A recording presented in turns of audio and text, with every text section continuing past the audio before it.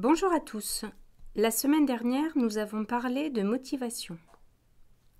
Le podcast du jour est le dernier de cette année scolaire. Il est temps donc de faire un bilan. Bonjour Tanguy, bonjour Julien. C'était une année très surprenante.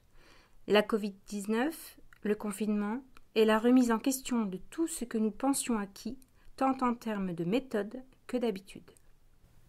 C'était en effet très inattendu. Il y a eu un certain désordre, mais comment faire autrement ? Il a fallu se réadapter dans l'urgence en prenant en compte ces impératifs sanitaires et légaux. Tout a changé très vite, et il y a sans doute bon nombre de choses qui auraient pu être mieux menées. Mais il me semble que ça a globalement fonctionné. C'est, à bien des égards, une réussite.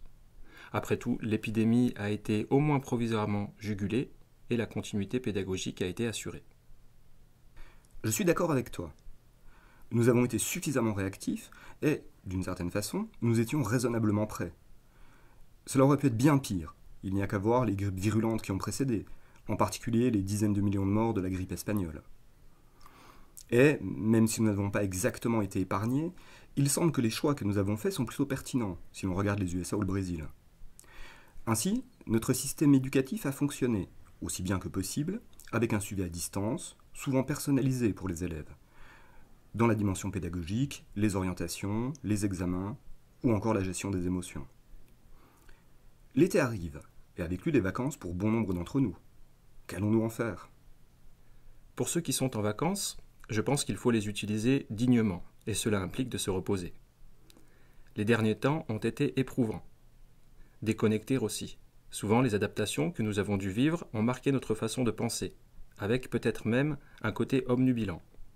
Il faut couper avec cela pour pouvoir récupérer sereinement. C'est vrai, et c'est une prise de distance importante à mettre en place.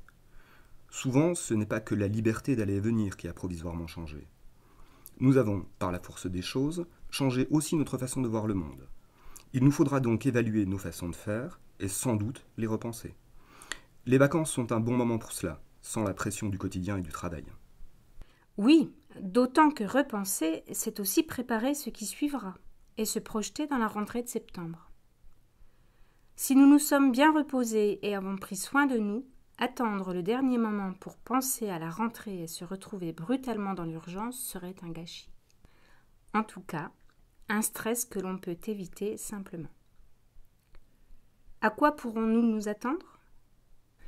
Il n'est pas sûr que nous en aurons complètement fini avec l'épidémie, et encore moins avec les mesures sanitaires voulues pour la garder à distance. Il faudra donc sans doute encore s'adapter à des façons de faire inhabituelles.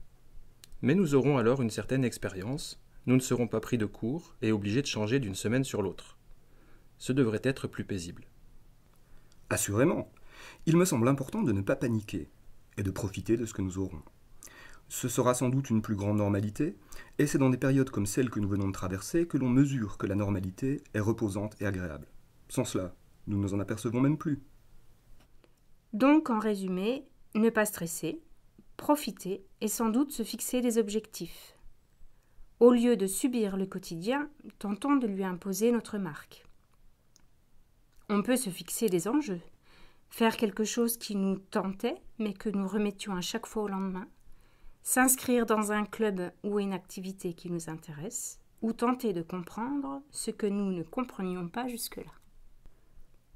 Y réfléchir pendant les vacances et en parler avec nos proches peut être un bon moyen d'aborder la rentrée avec motivation. Merci de nous avoir écoutés et à l'année scolaire prochaine.